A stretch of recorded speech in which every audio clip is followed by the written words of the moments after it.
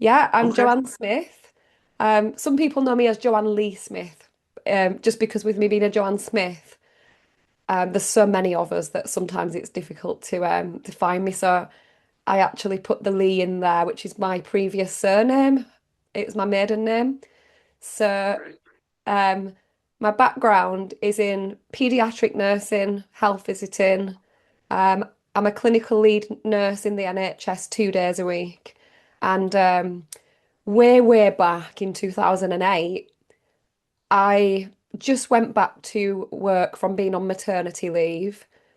And I actually went back to study full time, but it was like full time university, but also working at the same time to train as a specialist public health nurse. And literally, I'd only been back a month and I dropped my little boy at nursery at the time. He's now 18 years old. So, wow, he'll be 19 this year.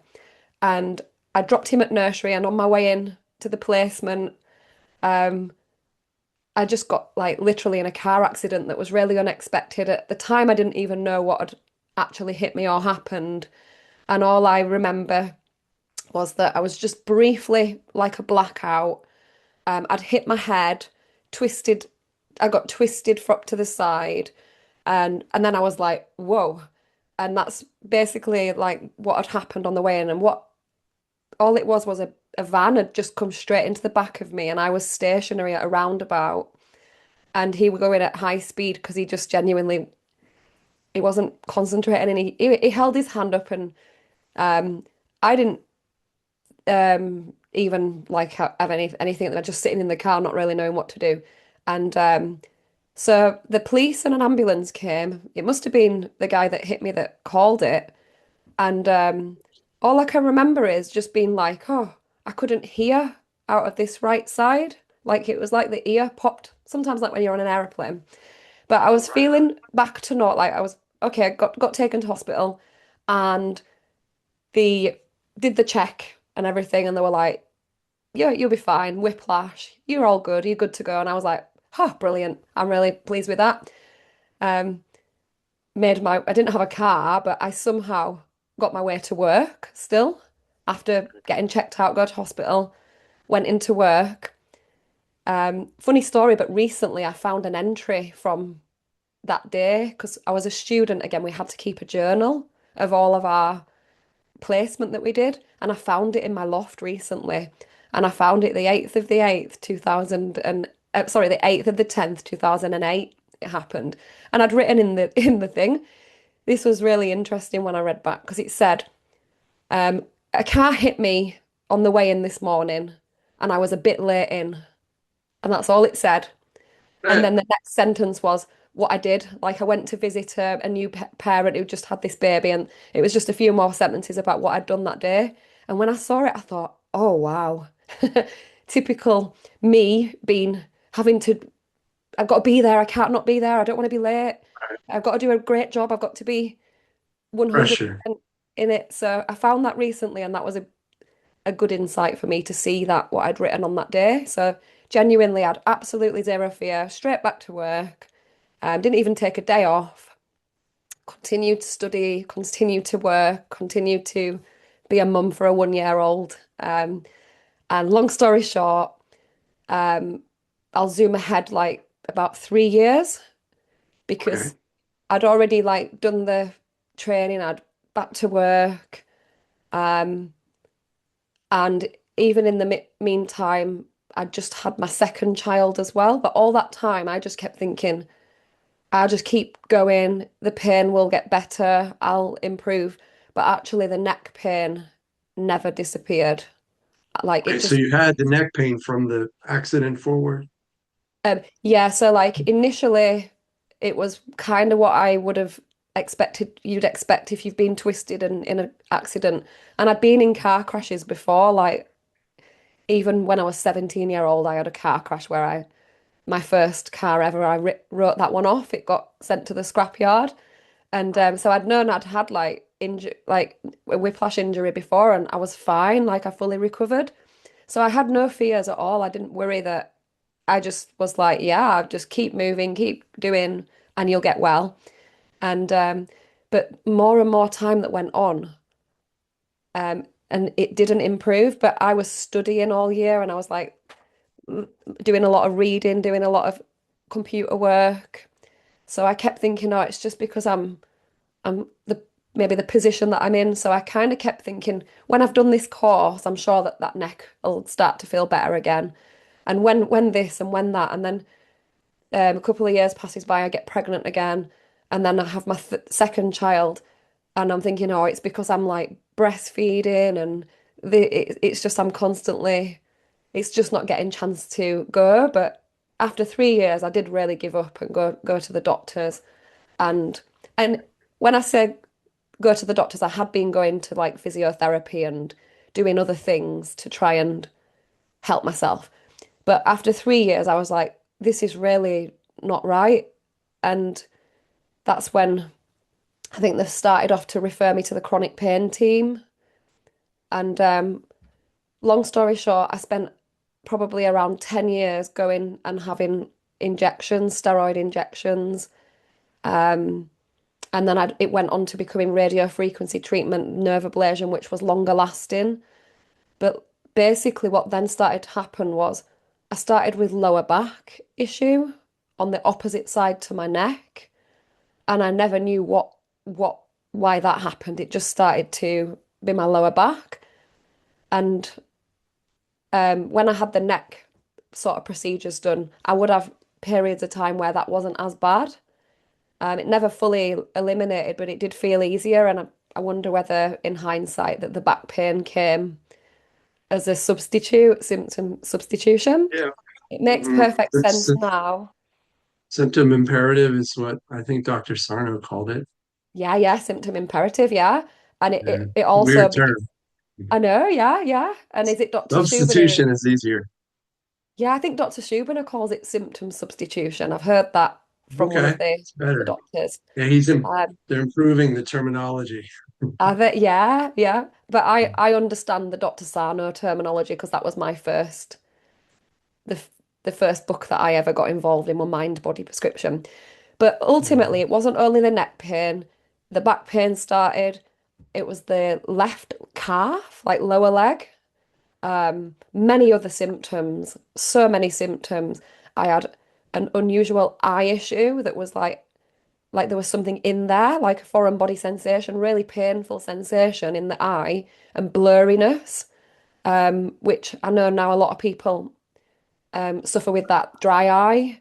I've Um, experienced I had jaw, I had a mystery ear issue where my ear would just, I would wake up with really on the external part of the ear. Um, it would be bright red as well. The colour of the ear was just a big patch on there would be bright red. That was a mystery for a long time. Um, Jaw pain, so many symptoms when I think about it um, that are all sort of the same issue. And chronic migraines with aura, which even before the accident I did have from time to time. I'd always had them from being a teenager. Um, what other symptoms? There was all kinds of symptoms really, like that moved, I guess, came and went, and but there were certain symptoms, which was the neck pain, the back pain, and the leg that never ever changed, never moved, never left. Did you Um, have the, sorry, go ahead. no, no, carry on. Quick question. Did you have those sensations like the migraines even before your first accident? How old Yeah, were you in your first accident? yeah. The first accident, I was 17 years old. 17. Okay. So Yeah, I before just that, passed. you had some migraines. Yeah, yeah. So before the first car accident, I had migraines that started in high school when I was around about 11, 12 year old. Okay. They And first started them and they weren't chronic, but they were regular. But they were nothing that ever really I kind of got to know them. I'd have aura right. for half an hour, 40 minutes, followed by a really painful headache. And then Well, so yeah, by the time I had the and before that, I had other symptoms as a child as well, just to right. explain it a little more. So I always suffered with what I called growing pains as a child, really, really. really, I remember them so painful. Relate. Did you have that too? Right. Yeah. And did you have any bullies around the time when the migraines were coming? Were there anything Um, going on at school or home? Or I mean, I had a abusive stepdad and bullies at school. I had a lot of stuff that was coming yeah. at me when I started to develop those neuroplastic sensations. Yeah, when I think about it for sure, because I'd gone to another school which I was really unhappy at, and I Okay. really didn't like it there. It just there were intimidating behavior, like on the school bus, there were kids that were smoking and swearing and Right. just sort of like Yeah. I always felt really intimidated and I didn't like it there. And I actually Right. ended up being taken to hospital from this is funny actually because we were doing cross country running at school and back then I mean I've become an ultra runner since then but back then I wasn't really into running and I found the exercise and fitness really difficult because I had really bad asthma and I used to be ended up taken to hospital in an ambulance, blue light, with an asthma attack. And so this particular school, we were doing cross country running, and the teachers didn't let me get my salbutamol, my inhaler, and I really needed it because I couldn't breathe with the running. And it ended up being me being taken to hospital. And then I never went. I refused to go back to that school. My mum said, "No problem, we'll find you somewhere different." Like Nice mom. yeah, I actually I said I'm not going back there. And my mum was like, "Oh well, Okay. where do you want to go instead?" And my brother went to a different school, so she said, "You can go there if you want." And I went, "Yeah, I'll go there." So I changed the school, and again I did kind of feel a bit intimidated again at this new place. So in hindsight, there was some stress with school, but also um, I always had this underlying. I didn't see it until I'm an adult now, but my dad was always it was very highly, what I would say was highly gifted and talented. And his talents were in music. He was a music producer, a musician, and he was also an Olympic gymnast when he was younger. Wow, okay, intense. He had a lot of incredible talents, but he had a massive, massive challenge with controlling his temper. And Right, and where we lived in childhood, it was a really sort of like what I'd class as a rough neighborhood. It was really full of people that were really bad behaviors, lots of drugs, lots of alcohol, lots of crime, lots of scary situations. And my dad didn't take no, he basically didn't take any prisoners. If anyone did anything or there was ever any threatening towards my siblings or anything, he would be out there fighting. He'd be out there like but he would always be getting into trouble, but not get into trouble for it because he would be defending. So, like for example, I'll give an example. My mum got followed by some guys that were gonna, she was walking the dog and she was being followed by these two men.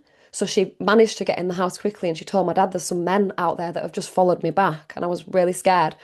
So my dad went out there and he basically beat them up and left. It felt like to me like he left one of them for dead.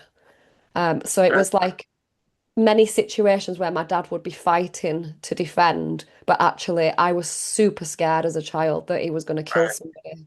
It was So you like, were scared that he would kill somebody and then he would be your protector would be gone. well, I never was scared that he'd do anything to us, but I was always scared Okay. that he would end up in massive trouble because I Right. knew that he would getting in always sort of like getting into trouble Right. because he had this side of him that we used to say he sees red. He Right. like Makes if sense. something Most men yeah do. yeah Yeah, most yeah men so do. but then as far as being a child like at the time my dad didn't believe in growing pains. I if I tell him my legs are really hurting so bad he'd say there's no such thing as growing pains and he'd Okay. always like he might share a story about how when he was training in the Olympics and how intense the training was for the gymnastics training and how much um like I used to just think um like I don't know I just sort of like got on with a lot of it on my own really like because my mum would have been a lot more caring and a lot more sympathetic and understanding, but maybe my mum was working. I'm not actually sure where she might have been, but at the time. So I would just have to like figure it out. I'd just put my legs in the cold water and I'd just get some cold flannels and just put them on my legs. And Smart. You're I know taking when I care of think, yourself. yeah, I just sort of like figured it out with the migraines again. Nobody understood because both my parents had never had one before, so I just sort of like realized I made it through that and I didn't and it my eyes came back to normal eventually. It wasn't nice, but so that was in childhood. I did have many symptoms when I think back. There were a couple of occasions where I was taken to hospital with like constipation as well, where I had such bad stomach pain and they never really found any other explanation other than maybe some constipation. So again, I had a lot of stomach issues as well growing up. But Now yeah, you look on all that. How do you look at all that, like with regards to where you are now? Like, how do you well, see all this? it makes a lot of sense to me now Right. that that it was all my brain trying to protect me. Um, just I never really was an emotional kind of kid. I never really cried or lashed out. My brother and sister, they were different to me. They got themselves into trouble, but I was the good one. I was the good one out of the three of us, and I just sort of like looked after myself, hid out a lot. I like to be in my bedroom. I guess where I felt fine, maybe I felt safe, like being there. But I now know that all of those things, there's an explanation for which I didn't know until like 2 years ago. It was only a couple of years ago that I was first introduced to the Dr. Sarno books, which was amazing news for me. After oh gosh, at the time it would have been getting on 16 years of of chronic symptoms. I call them sensations because I see symptoms as a word used to describe a disease. Yeah, yeah. So Just I usually just say sensations because it's more neutral. And then there's so many different ones and they don't all fit together. yeah, And so it's easy, it kind of diffuses them. With yeah, symptom, it's yeah, maybe it's a symptom of a neuroplastic condition, but sensation seems like yeah, it's a more peaceful kind of word for them.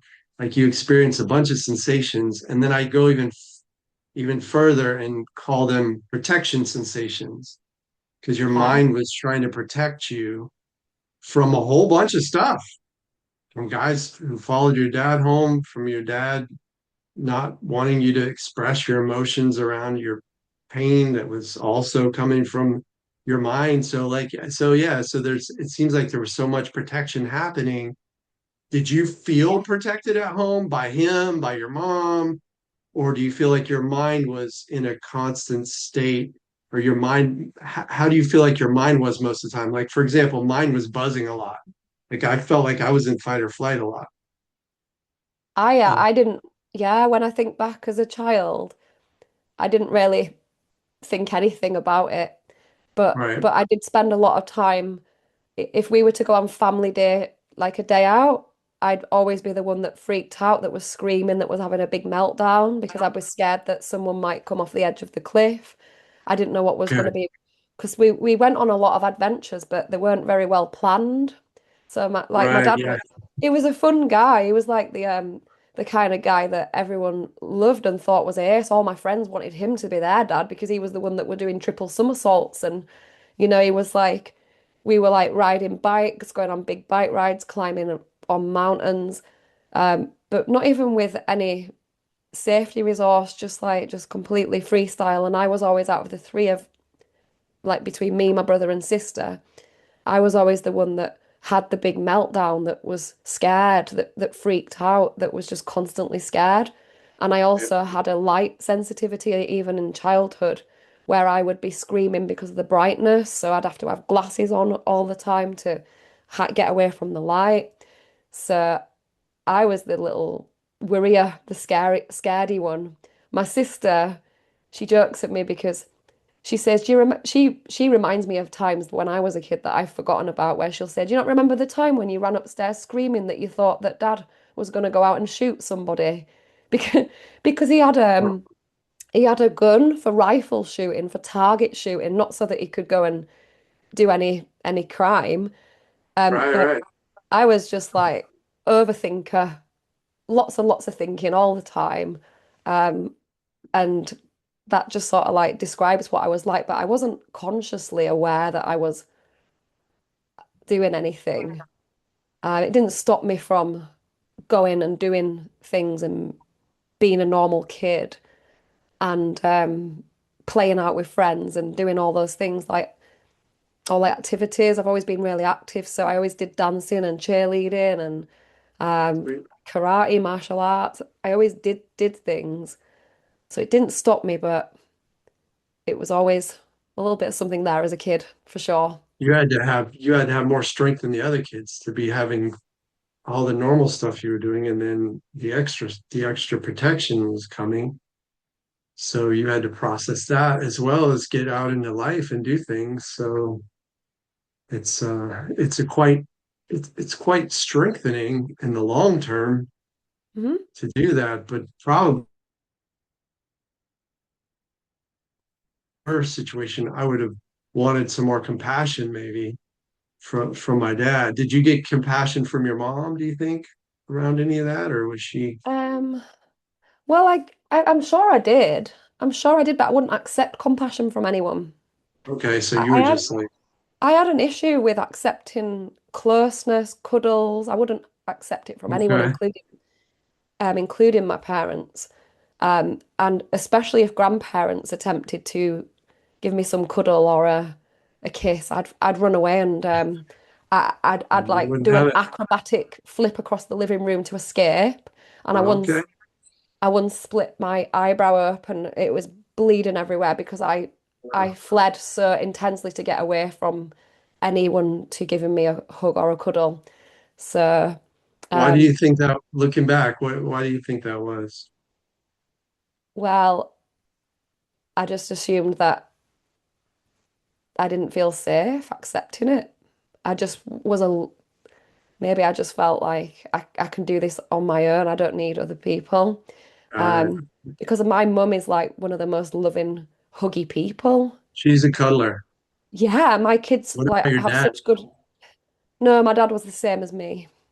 Okay, Yeah, interesting. yeah, All right, yeah, Joe. Yeah, I mean yeah, that to me is very interesting. Like it feels like here in the US, sometimes they'll say daddy's girl, and sometimes the daddy's girl wants to be tough. She wants to be what they call a tomboy and dress more like a boy and fight, play sports, all that kind of thing. So in your young mind, maybe being more like your dad was also like kind of a protection way of yeah, being because like you saw him as being this tough, really tough guy, like who could beat up people and had his rifle and all this stuff, and he was like protecting the family. And you're like, well, I mean, not that it was conscious, but on an hmm, unconscious level, it seems to me that that could have been part of your journey yeah, is to, yeah. to like model after him instead of your mom. It does make sense. Yeah. But it was only really when my dad was at the end stages of life, he was diagnosed with cancer in lockdown. He died just under 4 years ago. And that was Mine only then too. when, Same really, time. oh Yeah. my gosh, Interesting. oh, Yeah, what at is the the end of chances? the lockdown. Yeah. Oh, so we've Yeah. both been through Interesting. such a similar experience. And Yeah. it was only then that he actually started to become more loving. And Interesting. Yeah. yeah, it was only then that we might have had a few hugs here and there, nothing massive, nothing I'm glad massive. you got that. I'm glad you It, got that. yeah, yeah, in a way, it's kind of the way it panned out is a good thing because it allowed us to say goodbye on good terms. Right. Because Yeah. there were many occasions where we we gave him a lot of the benefit of the doubt, and we let a lot of things go, and we forgave easily for Hmm. things that others would have probably not even accepted. So it was kind of nice in the last few years of life to be able to see his true self, you could say. And but yeah, so with the hugging and the closeness thing, maybe so that um I don't know if it's just that like something like you say I observed with my dad not being and like in touch and not enjoying being like anyone coming close and all of that sort of stuff. Because we've always had very heightened senses for smells and touch and sort of sensory things. You know And why, right? yeah, well, that's it. And I always thought because a lot of the boys and the male on our sides of the family have been diagnosed with autism, and ADHD is quite a in my family. There's me and my sister have both been diagnosed officially with ADHD as well. So I always kind of thought, is it to do with that? But Well, it's um, survivals. Your senses become sensitized. Your senses become sensitized when you're very young because these yeah, systems are forming. You're building those sensitivities when you're very young. So if you feel any sort of uncertainty, like I did as a kid, parents fighting, divorce, all that kind of stuff, my little ears became super sensitive. My yeah, sinuses became very sensitive. Like I got sense, my senses were enhanced, and yeah, it's not something I like. I have to wear earplugs if I go out to live music. A lot of times people don't get it. They're like, why do you have to wear yeah, earplugs? Or when there's a huge crowd or something, like I'll just pop them in yeah, because, and then at night I hear like a bat. It kept it kept my little mind formed thinking maybe like in a primitive way, if I hear hmm something creeping up outside, or if I hear my dad yelling, whatever it is, then I'll be able to wake up and get to yeah, safety, right? Hide, be more alert, anxiety, be more alert. And so I've thought about that, and I've worked yeah, on getting the senses to like a lot of people don't have that. Like I have a buddy who grew up with his two parents in the house, very calm, level, peaceful yeah, people.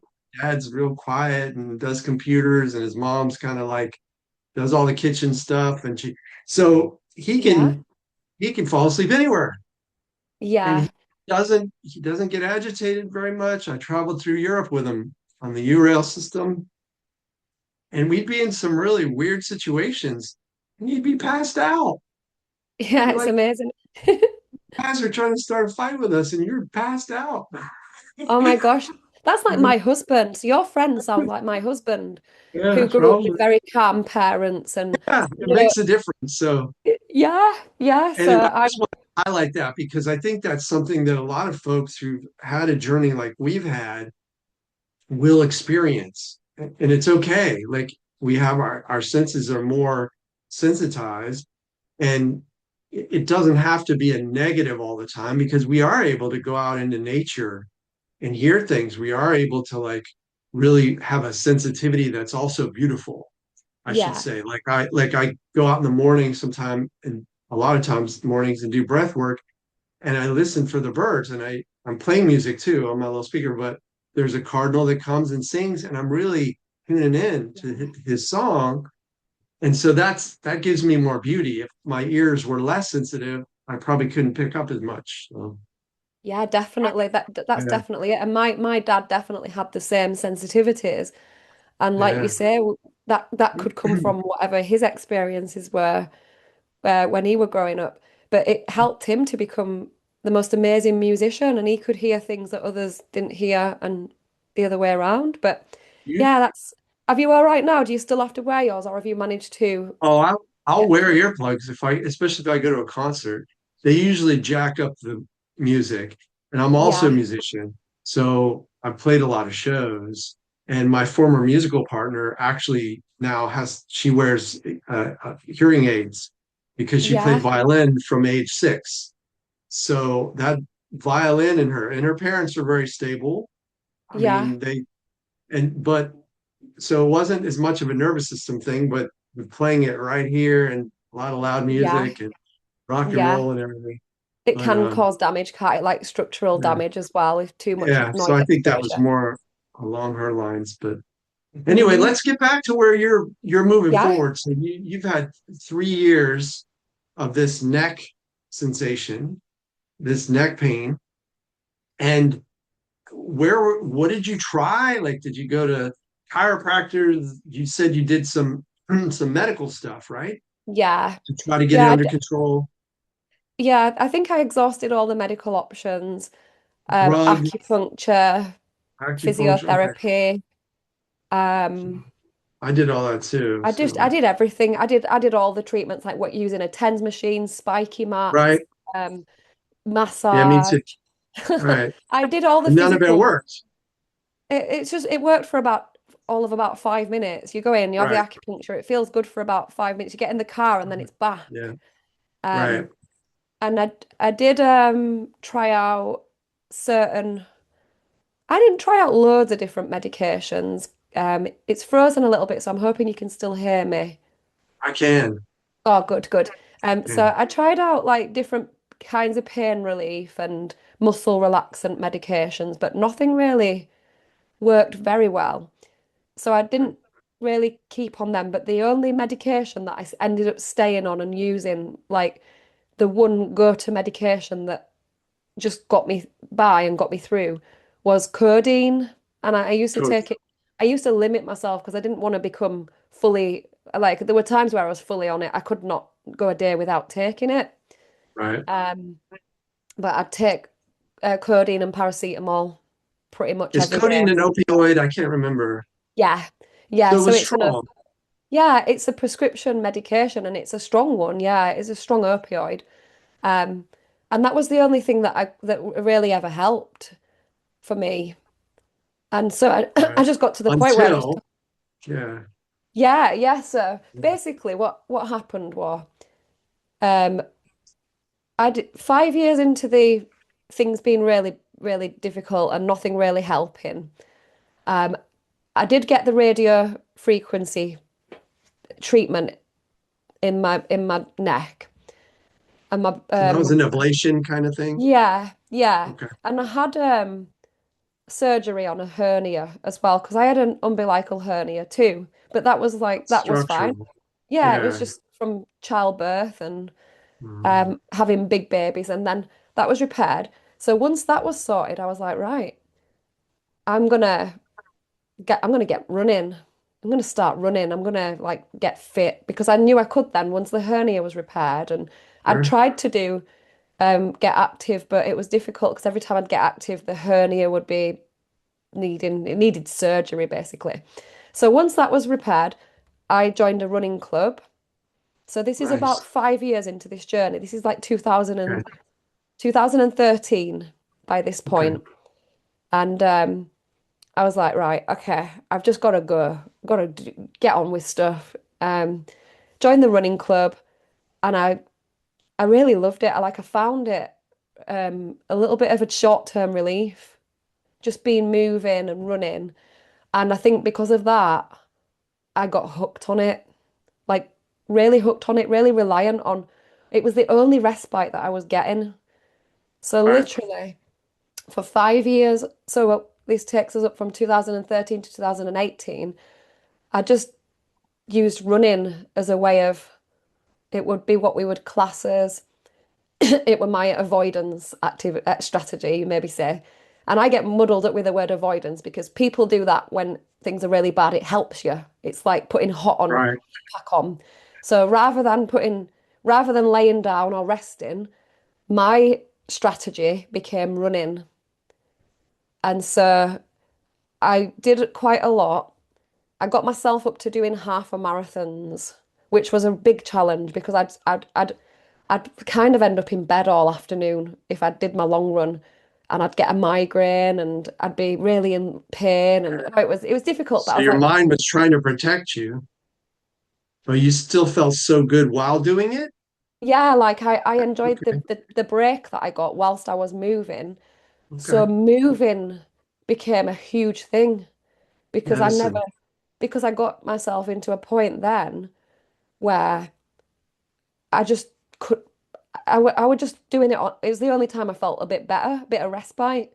So I just Right. kept doing, and it wasn't just that, it was any kind of movement, whether it was running or exercising or standing instead of sitting, just I just ended up to the point where I barely ever sat down. It was either lying down or standing and moving around. I couldn't Because bear. of the neck and the back, or Yeah, just okay, both. yeah, kind of both. So 2018, I'd managed to get myself to running half a marathon, but a real big challenge to run half a marathon. Sure, I But did it once. that's how did you? That's how far I got.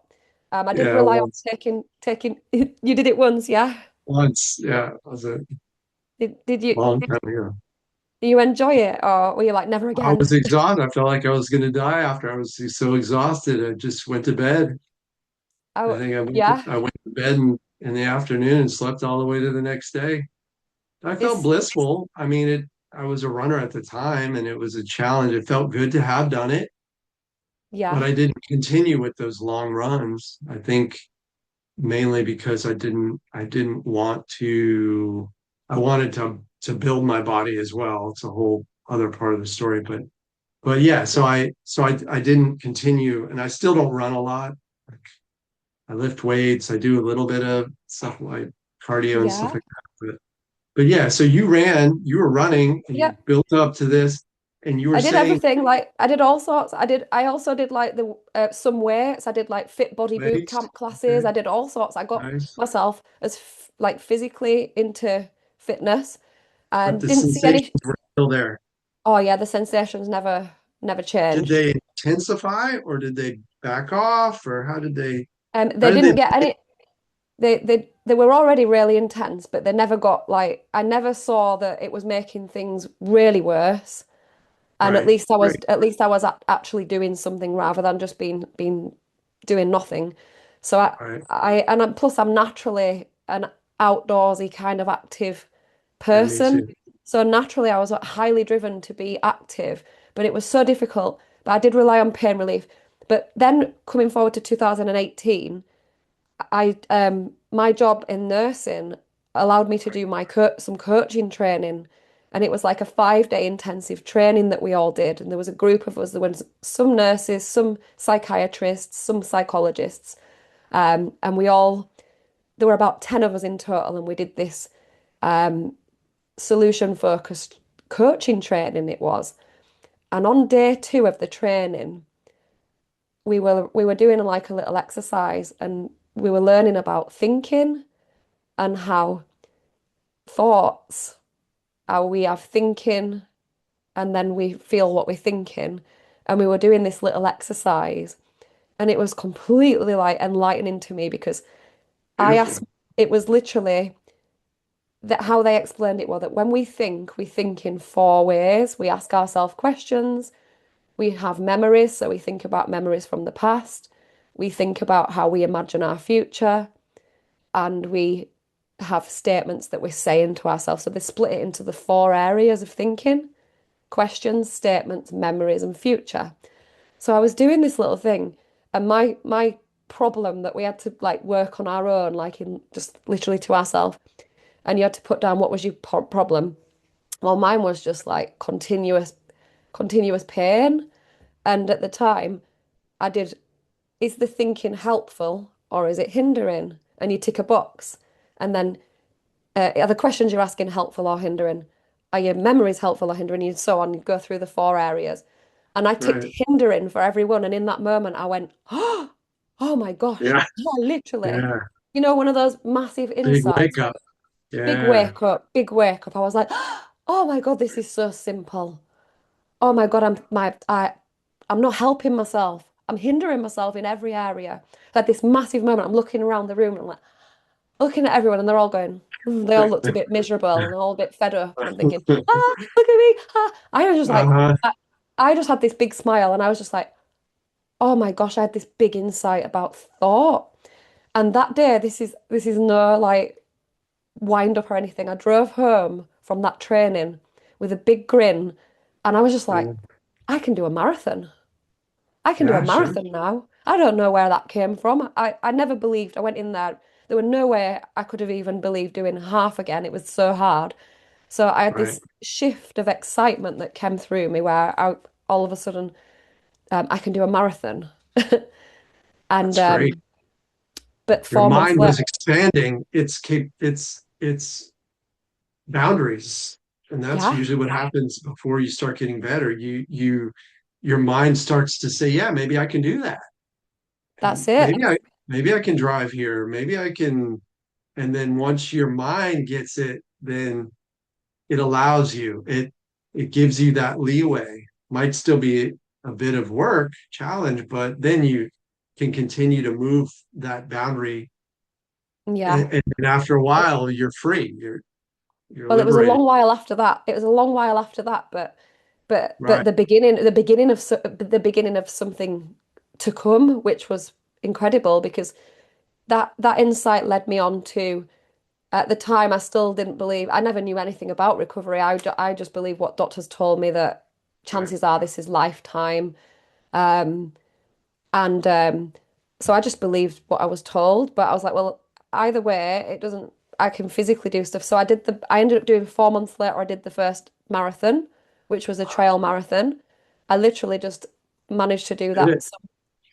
Yeah. somehow. Still absolute massive symptoms, no change. I still continued to, but I sort of had this insight about thinking and I think I thought my way through everything that I achieved in the following years after that.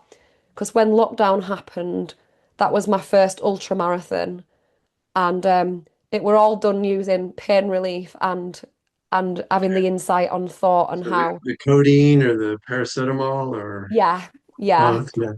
Um, So you were so look, still, yeah, yeah, I you were was. still trying to stop the sensation, Oh basically. yeah, yeah. I was Yeah. still like literally. I never got through a night. I was in the cold shower numerous times, laying on the Yeah. cold tiles. I was up and Yeah. down. I was this way, that way, completely. Right. Just pushing through, pushing through. But then being really ridiculously fighting, going, I can do this now and I can do that now. And I had this big gift of realizing how powerful thought is that I actually got a little bit carried away with myself to the point How were where, you, oh yeah, sorry. I was just going to say, how were you working with thought? Like, for example, it became liberating to me to realize that the way I was thinking about my sensation in a negative way was hindering my recovery. That once I could get my mind to see the sensation as with indifference, and then later with what I call allowing, that things really started to shift because I realized Yeah, this was happening from within. That my mind, if my mind could be okay with the sensation, then it wouldn't be resisting it and it wouldn't be growing it, basically, because the mm, resistance, the fear, all that was yeah, making it, fueling it because my unconscious mind. yeah. So did you have that kind of insight? And or what was your No, thought? What were your thoughts like? You're I talking wish I about did like, have. I yeah, I wish I mean, did but have that you, insight, but I didn't know at this time. I didn't right. know that That's anything okay. about, I didn't know anything about how it could, I didn't know that it was possible to eliminate symptoms or pain. I Right. was still under the impression that I'd just have to get strong and maybe one day it would go, but I didn't know it was possible and I didn't know anything about mind, body. I didn't know anything. So I Okay. used thought purely for achievements. I used Okay. the thought purely for being able to do more and more. What was So, that thought like? What did it look like inside? Like you'd say, you so can do this. Was it encouraging thought or was it like yeah, yeah, yeah. So you it would was just that, internally? yeah, it was just that you can do this. And plus I had the advantage that when I was moving, that was my respite, like that was my break where Right. things weren't as bad. So I had the Right. advantage with that. So then it just became that me realizing that actually I thought it doesn't need to stop me from achieving things. So then I just got Right. carried away with the marathon and then the ultra marathon. And then it became a 50-mile ultra marathon, which then became a 100-mile ultra marathon. Who does Um, that remind you of? well, definitely it's my dad for sure because Uh, he always had to do one better, one better, one better, Right, you know. right, right, right. And it was still never good enough. Never good enough. We That's still like to very, be better. it's a deep insight. Yeah, yeah. So at the Yeah. time, I was just still so miserable because even though I might have had a few medals and I might have got like a third place and been like, wow, how on earth did you do that, Joe?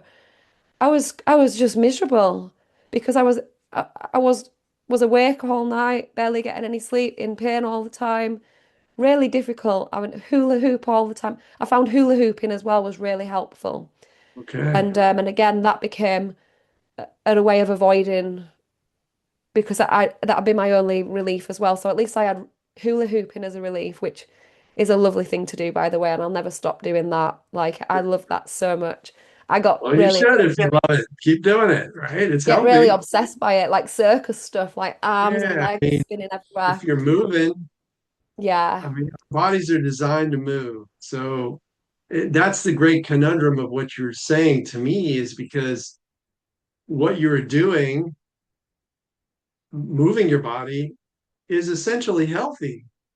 But if there's this internal pressure on it that you're, if you don't do it, then you're less, so to speak, hmm right? You need to achieve like that creates that pressure, which fuels the sensations. So yeah, so that's interesting because when you're on a recovery journey, a lot of people are really afraid to move. And a lot of my clients are afraid to move. They still think there's something structural going on, maybe, and yeah, I want to ask me for permission. And I'm not a medical doctor, but if they've been checked out by a medical doctor, then movement is going to get them to a place where they're going to feel better. And there's yeah, all yeah, the physiology, right? You probably know about the endocannabinoid receptors developing after 6 weeks of intense exercise. You get more of those. hmm You get a bunch of benefits, and yeah, they're feel good, right? So you were running on those, but there was like this pressure, mm right? yeah. Well, it was like in the beginning, I did have to go through that same fear as what many people have about Right. getting moving, It's a but normal stage, I think. Everybody, I did go through that, especially with the yeah, neck. Like it took me a long time to even start looking up. I was all right, like, I was doing it like this. I couldn't actually put my right, head neck up. I couldn't move for a long while. right, But it didn't take me too long. But then it became the opposite, where I was avoiding sitting, and yeah, actually, I didn't see that as fear until one day I had the big moment where I was like, oh, avoidance is the same. Um, same, yeah, but I'll zoom forward. So yeah, so yeah. basically that in 2018, that insight, it led on to me like getting even more and more active and achieving lots of different things in ultra running. Ultramarathon. Now tell everybody what Yeah. that is. Tell you what, sorry. Tell everybody who might will be watching this who what that is, ultramarathoning. Yeah, so it's anything more than marathon distance. Right. Um, So that's a lot of miles. so my first ultra marathon were 45 miles. Yeah. And it was across trails, hilly trails. And then I just kept going with it to the point where I've 3 years consecutively where I did 100 miles ultra marathons. And actually, the And longest one was that's 110 miles non-stop. They're all non-stop. and did your father ever do that? No, So you surpassed your father. So now you after that, when you did you have that realization? Hey, no, the I weird, surpassed my father now. I don't need to do anything else. no, I was, no, okay. I I still just thought, didn't. okay. No, I wasn't competing against him or anything, but No, I mean not um, consciously, right? Like, yeah. yeah, No, the weird thing was that I actually started doing it a bit more when he was unwell. right. That I makes kind of did sense. it. I kind of did Oh, it for him to have something to follow. right. Uh, like kind of a weird gift. Yeah, imagine, I mean, are you in communication with him after he passed? Do you feel that like Um, his energy is yeah. around or anything? Oh my gosh, yes. Do you, Yeah, but to the do point where I actually, this is really recently, he has communicated with me. I went to one of the shows of spiritual medium. I never do stuff like right, this. okay. I, Yeah, I he went wanted you to once. go. I went 15 years ago, and I was Uh, like so blown away and overwhelmed. I was like, never he's again. I like, like ran away. Anyway, my uh, mum and sister invited me, and we were fortunate enough to actually get the message through from my sweet. dad, which was incredible. It was just such an amazing experience. I never thought I'd ever be sharing to this day, but when it happens, there's just no way that it couldn't have been made up. It was so personalized that it was yeah. So yeah, I still do kind of have Well, what was the message? with my what my dad said to me. Yeah, through Yeah, the spiritual medium. So is an interesting one because after he died, I always saw him in when I looked at myself. I never saw it before, but I always saw like it was inside my, not he was inside my eyes, but when I looked at myself in the mirror, I felt like he was with me and that we were together, like looking together. I just sweet. had this strong feeling. I thought, oh, Joe, you are absolutely crazy. Bit freaked No, out. that's the way it But works. well, I never knew that. And then when I spoke to the two people who knew about this is my mum and my husband, I told them, I said, I see him in my eyes, like. Yeah, And they were like, really? That obviously they're like, well, that's fine. Joe's Joe. No judgments. But when we went to the spiritual medium, his name is Stephen Holbrook. He said, your dad said that you see him in your eyes. And he said loads of things that were just spot on what I'd said to him because I was actually doing a random run and I was speaking to my dad out loud. I was saying, you know what, Dad? I get why you were the way you are and we're good. And I had this conversation with him and I said, and I just never felt like you were proud of me. And I said to him, you just never seemed proud, but I know probably deep down that you are, or that your friends told me stories after you died that you told them all about it. And daddy died, this conversation with my dad, just me speaking out sweet. loud. On my own, obviously. I was on a treadmill at the time in my house. I was just like, I never run on treadmills hardly ever, but I decided to have a conversation with my dad that day. And everything that the spiritual medium said back to me was absolutely everything that we had. And he also Beautiful. said stuff to my mum that was spot on, my sister. And then also my sister's partner was there with her. Uh, my sister's partner lost his triplet brother died 2 years ago. And this was miraculous how this panned together. My dad got his brother to speak to, I don't know how it works in the spirit world, but he told me that he told us that my dad had knew how much my sister wanted her boyfriend to speak to his brother because he had Okay. no closure because they didn't know whether he died of an overdose or what happened. And his brother then came, and then my Oh, sister's boyfriend had message from his brother too. It was so incredible. But powerful. wow. I don't need to figure that one out for sure. Gosh, because I just I was so it was so lovely to get some kind of a message that I wasn't expecting. Because I would have just gone So, along being happy to see other people like have their messages. I didn't go in there expecting anything. did you get the message? Did you get a message from your dad about the running, about the pain, any of that stuff? No, no, nothing No. like that. But No. you said that you got it that he was proud of you, but he Yeah. was kind of secretive about it, Hmm. which a lot Yeah. of men are. Like they feel Yeah. that. So you got that in your heart, right? Yeah, it was really good. It was so nice to Felt hear it. that. It was Yeah. so So you lovely.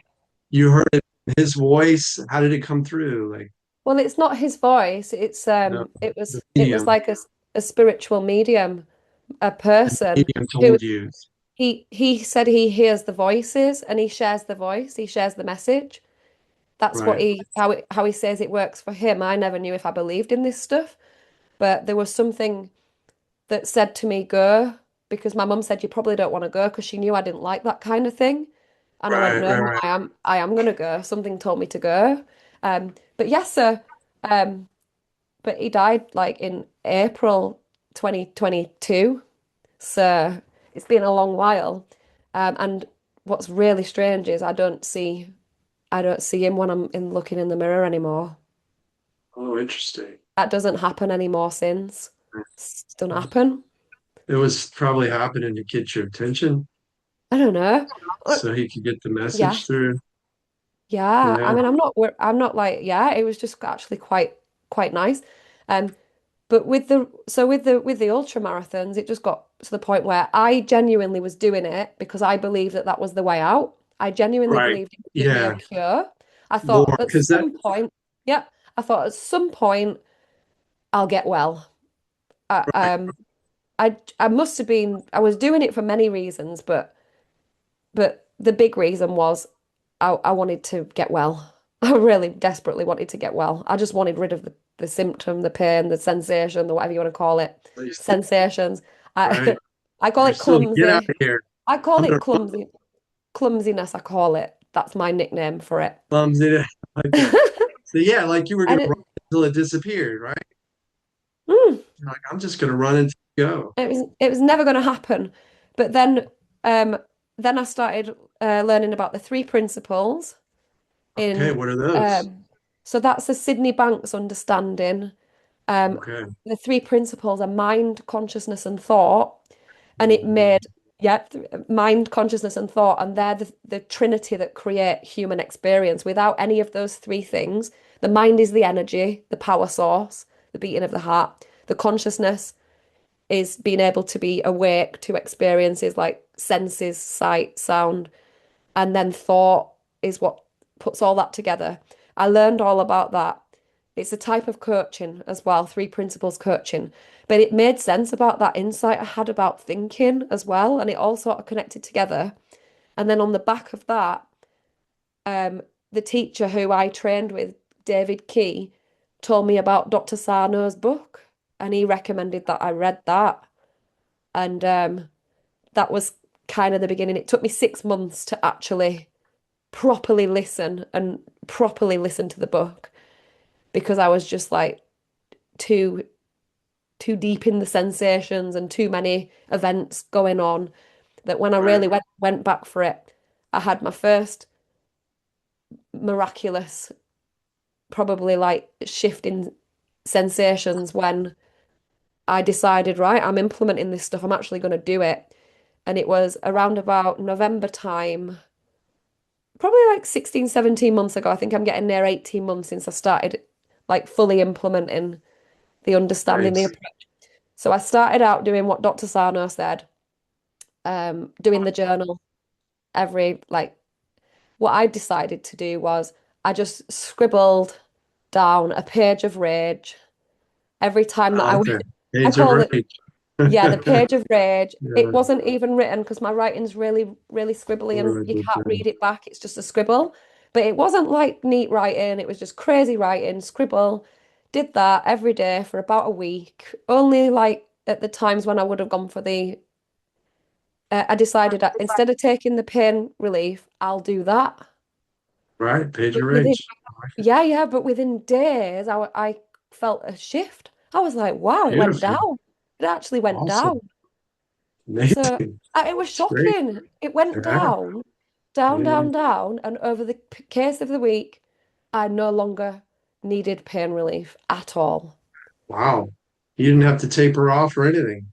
No, Just I stop. just literally stopped taking it. I Wow. were amazed because I'd tried so many times and failed and never been able to stop taking it. And then it'd go really, and the sensations would amplify if I tried to stop taking it. Anyway, that was the beginning. I was like, Beautiful. wow, this is incredible.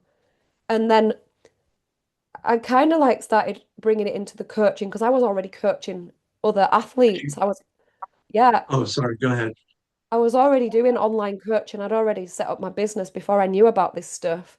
So I And was how already, were you, what type of coaching were you doing? Like, was it, so, I was doing like goal setting coaching, life coaching, coaching other people Awesome. to actually achieve things, but coaching Nice. people with health issues and injuries at the time who were a bit like me, really. I didn't know that there were a chance to recover for them either because I didn't even know I could recover. So Right. I just couldn't help but begin implementing it in my business, in my coaching. I've done a lot of Absolutely. kind of types of coaching, NLP master practitioner I've done since hypnotherapy, holistic therapist coaching, and now more recently, obviously, there's no getting away from doing all the neuroplastic pain recovery training and everything else that I've done because I'm just like, wow, you can't not do it when you know. So I started coaching other runners who were You doing lived like it. ultras, and they were getting better before me. It was like incredible. They Yeah, were that having happens. it was amazing. And then so one of my clients sent me the link for Dan Buglio because I'd Oh, sent him the Dan's link great. for Mind Body. We had like we geek out together on the books. We did all the books together. And then he sent me Dan Buglio's link for Yeah, YouTube Dan's like channel. he's a beautiful soul. Yeah, do you know Dan as well then? Oh yeah. I was in his Yeah. group. Yeah, Oh, he's amazing. amazing. Yeah. Well, I was in his group as well. I was in Okay, his group. maybe a different time. Um, so I left Dan's group um this time last year. Oh no, April last year I left Dan's group. Yeah, I left Dan's group around Easter time last year. Oh no, I I think didn't. it's June. I've yeah, forgotten. I was in Dan's group, not this January, the January before, and I was there for about 5 or 6 months.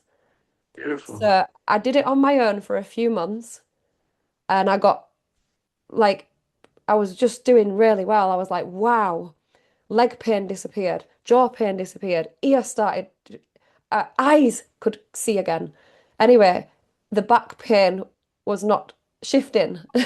This- Okay. So, so I got this link for Dan's, listened to Dan's book. I decided Dan's a then great that I was going to tackle the light sensitivity because I literally wore big glasses my entire life. Even if you look back on my social media, it's just me hiding from the light, like my life. And I was like, oh, this will work for lights. I started a little bit looking out, lifting them up, putting them down. And so by the time I joined the group, I was like doing really well already. But great. Dan really helped me with like just sort of like implementing other bits and pieces, which I've been doing consistently since then. And gradually, it's happening really gradually with the back sensation and just some of the other little things. But things are so much incredibly better. It's unreal. And I briefly joined with Hannah Studley as well because Hannah Studley is a three principles coach, and Right. um, and it kind of like was is my approach because it's been similar to my journey where I learned three principles, thought, and all of this. And it was Dan that told me about Hannah Studley. And Okay. so I joined with her for a while and just yeah, just I've progressed so far that I could have never imagined was possible.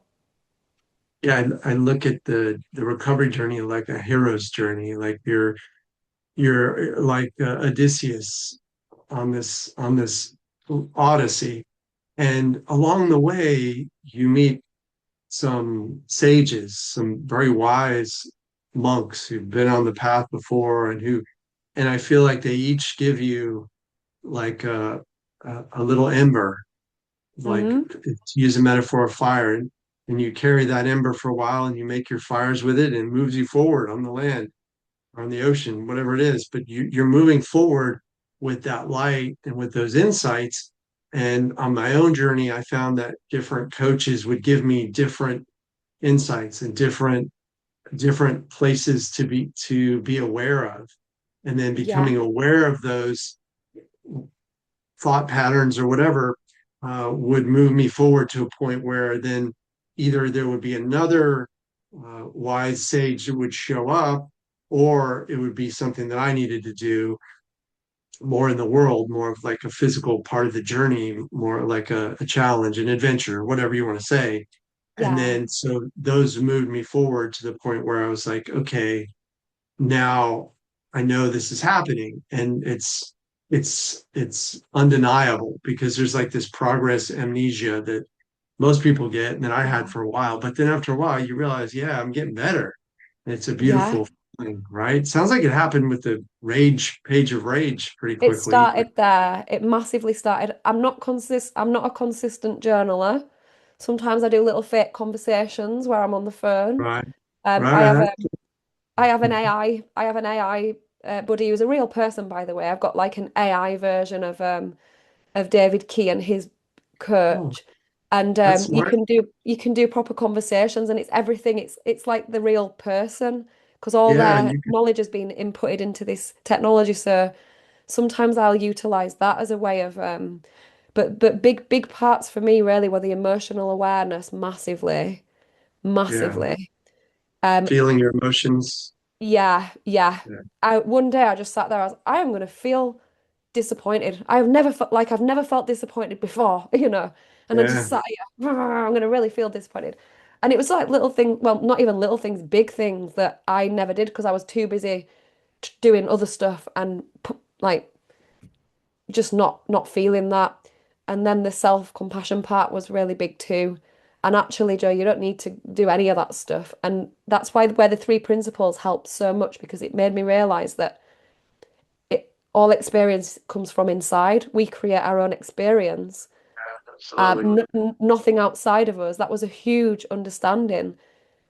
Because the you're empowered because you no longer need to achieve anything, do anything, be anything. I don't need to run. I don't need to do anything Right. to feel a certain way. And when can manage to, yeah, see it that way was really helpful, I think, massively. yeah, I think that the insight that it's clear to me that if you never ran again, that you're just as worthy of a Yeah, beautiful life, right? Like, and I that's think it. that, I mean, I don't know your dad, but that's kind of a message that I feel like he's kind of sending through for me to say to you is basically like, it doesn't Yeah, really matter. You don't have to prove yourself. yeah, Just your existence is enough. Just your existence is enough to enjoy a peaceful life. And that's it. that's, Yeah. yeah, so that's, But he tried to you, tell me that's is he when I think about it, he actually tried to share so many things with me so many times. I just didn't hear. right.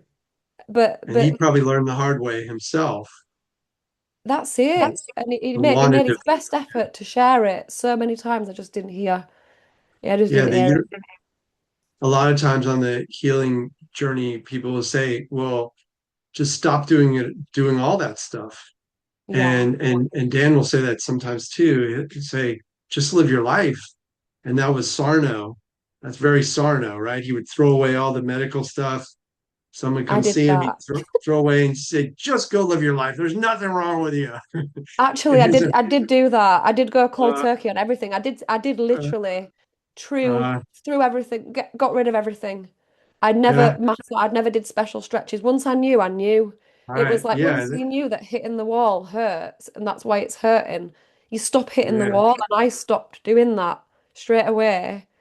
yeah. I, So that yeah, you drop it, you drop all that stuff yeah, and you realize that, yeah, you exist and that's good.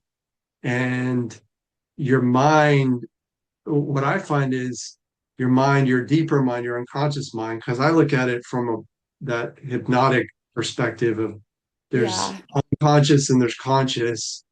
And I know people use the term subconscious, but I don't really try to yeah, differentiate much. There's me stuff too. that's under there and there's stuff that's up here.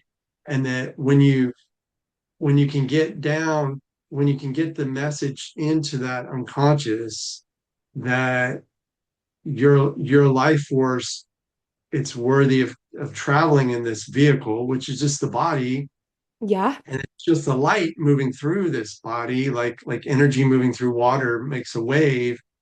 And then there's this kind of relief because it's like, okay, I don't need to do all of this stuff that I thought I needed to do to survive. And that's Fair. all I want you to do is survive, to Mm-hmm. survive this journey. It's kind of like I want you to survive long enough, and then once you're done, the light keeps going. And so that's fascinating. And your journey reminds me a lot of Buddha. I don't Does it? know much you know about Buddha, but he believed, like he thought he needed to do all these extreme things. Like Mm-hmm. his mindset was, I need to tame my body. I need to control my body. I need to like not feel like be immune to like hunger, don't care about hunger, exposure, thirst, whatever. And he just sat in meditation and his he didn't eat and he starved himself and he did all this stuff. But then when he got later, he got a little Yeah. wiser later on, he looked back and he said, oh no, I didn't need to Right. do all that. Like this is the Yeah. middle way. I'm finding balance. Like the middle way is the way.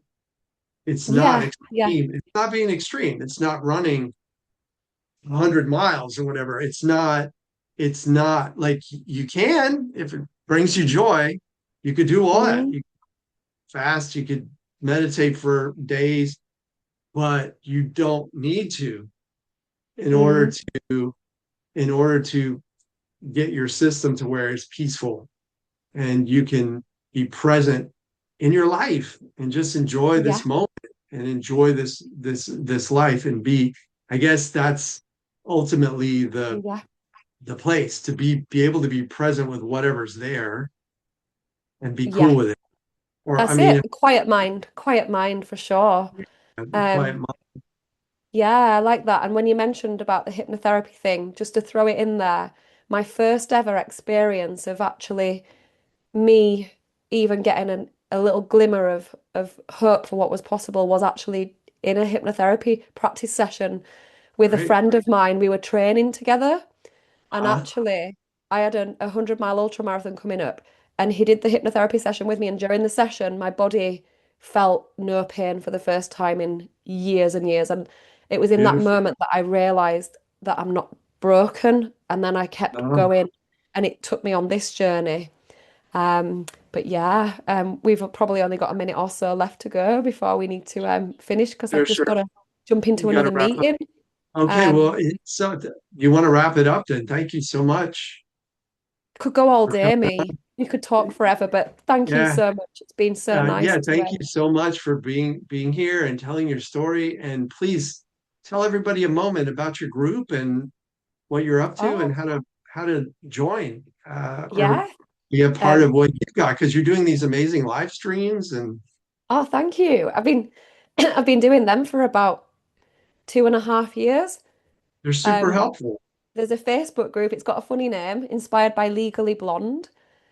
It was the group's called Bend and Snap Active People Getting Back on Track. Um, and that literally was inspired by the confidence aspect more than anything about the bend and snap. But actually, it sounds as though it's like we're gonna go breaking Yeah. I bones. didn't like it at first. I thought, oh, well, this isn't the way. You want to be like a willow tree or a bamboo and just bend. But it's Go. actually a move where she bends over and then comes up with confidence and she gets the guy that she likes. So it's like Hey, for me, it was inspired by people getting that belief back in themselves about what's possible. it's Um, great, Joe. so It's I great. only because I love that film Legally Blonde, I called it that. I gotta watch it. I've never seen it. Yeah, I mean Yeah. it is an old one. And then I have a website which is www.seraphicactive.com, and it's Seraphic, seraphic, which actually is an angel-like, gentle Yeah, approach. seraphs. It was They're a big angels. big insight for me because I Yeah. kept getting called an angel and I kept realizing I need to be more like that with myself, Right. gentle. Oh, And yes. so I called it Seraphic Active, as in active, as in active.com. So that's my website. Beautiful. And Facebook, it's Joanne and then LWE Smith, Joanne Lee Smith. But I'd be, or anyone who would like to get in touch or follow or watch the lives, because every week I do a 30-minute live would be lovely to have them to Yeah, join. they're wonderful. Yeah, they're wonderful folks. So like go check it out and follow. And again, thank you so much for being here and telling your story. I'm excited to stay friends and Yeah, you too. Thank you so much. colleagues as well. So I love it yeah. how you joined the group because I don't know how you got the invite, but it was I meant to don't know be. either. I think we commented on each other or something, and it just Yeah, automatically invited me or put me in or whatever. I mean, I got people, some of these weird groups, they'll make me an admin. I'm like, I don't know how I got to be. I yeah, mean, Facebook is weird, but it can be helpful. yeah, And yeah, and you join my group, the Healing Den, which is cool too. So people in yeah, there, if you have any questions, then you can post them there, and you'll be there as well. So it's cool. yeah. Thank you. It brought us All together. joining, yeah, we're all together on the mission to get ourselves into a space where we can allow and have a peaceful journey in these bodies. Definitely. Thank you That's so much. the goal. Do you have For any me, last words or for just everybody? knowing that it is 100 million% possible for full recovery. Beautiful. I love that. For sure. And like I've been told, you have fibromyalgia and there's no way out. And if you can find a cure, then you'll be a very rich woman, I was told by one doctor. He just didn't Yeah. know. But yeah, Yeah. no, Yeah. just Yeah. yeah, keep going no matter, and don't worry about how long. Like I'm Beautiful. probably about 16, 17 months in, and Beautiful. and the progress is being gradual, but it's worth every minute of repeating as many Yeah. times as you need to do. Don't get bored of it. Keep doing it. Absolutely. Yeah, Thanks thank you again, so Jen. much. See I'll you see you soon then. soon. Bye. Bye. Bye.